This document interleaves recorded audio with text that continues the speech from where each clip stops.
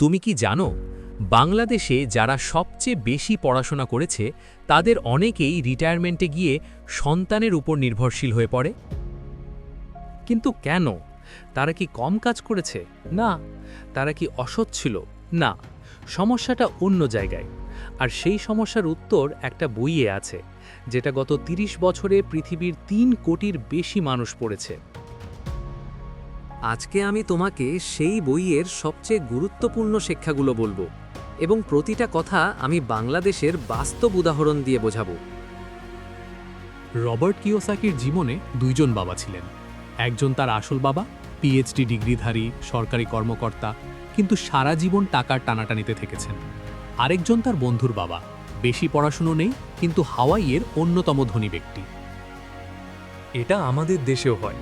তোমার পাড়ায় হয়তো একজন বিএ পাশ করা মানুষ আছেন যিনি ছোট্ট একটা ব্যবসা করে বেশ ভালো আছেন, আর একজন মাস্টার্স করা মানুষ আছেন যিনি মাস শেষে ধার করতে হয়। পার্থক্যটা ডিগ্রিতে না, পার্থক্যটা টাকা নিয়ে চিন্তা করার ধরনে। একজন ভাবে টাকার জন্য কাজ করো, আরেকজন ভাবে টাকাকে দিয়ে কাজ করাও। এই বইয়ের সবচেয়ে গুরুত্বপূর্ণ কথা হলো মাত্র দুটো শব্দ, অ্যাসেট আর লায়াবিলিটি। অ্যাসেট মানে যেটা তোমার পকেটে টাকা আনে, লায়াবিলিটি মানে যেটা তোমার পকেট থেকে টাকা নিয়ে যায়। ধরো রাহেলা আপা কিস্তিতে একটা নতুন ফ্রিজ কিনলেন, প্রতি মাসে কিস্তি যাচ্ছে, এটা লায়াবিলিটি। কিন্তু করিম সাহেব একটা ছোট ফ্ল্যাট কিনে ভাড়া দিলেন, ঘুমালেও মাসে টাকা আসছে, এটা অ্যাসেট। এখন একটা কথা বলি যেটা শুনলে প্রথমে বিশ্বাস হবে না, তোমার নিজের থাকার বাড়িটাও আসলে অ্যাসেট না, এটা লায়াবিলিটি। কারণ প্রতি মাসে মর্টগেজ, ট্যাক্স, মেরামত সব টাকা তোমার পকেট থেকেই যাচ্ছে। যতদিন এই বাড়ি থেকে তোমার পকেটে টাকা না আসবে ততদিন এটা লায়াবিলিটি।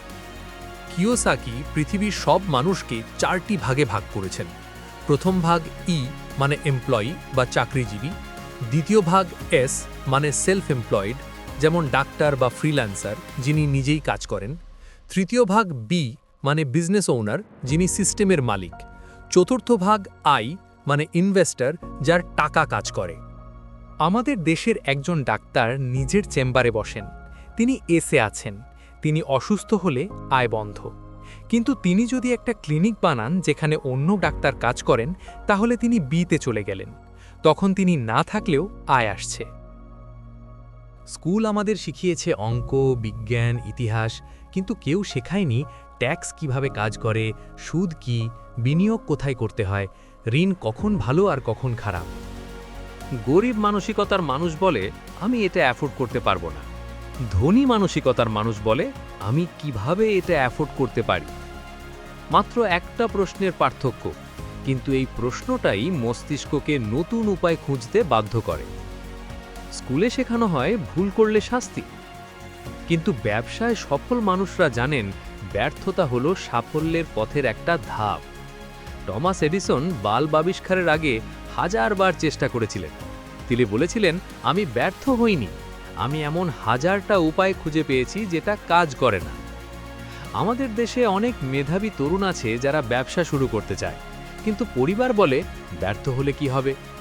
এই ভয়টাকে জয় না করলে কখনো বি বা আই কোয়াড্রেন্টে যাওয়া সম্ভব না। তাহলে আজকে কি শিখলাম?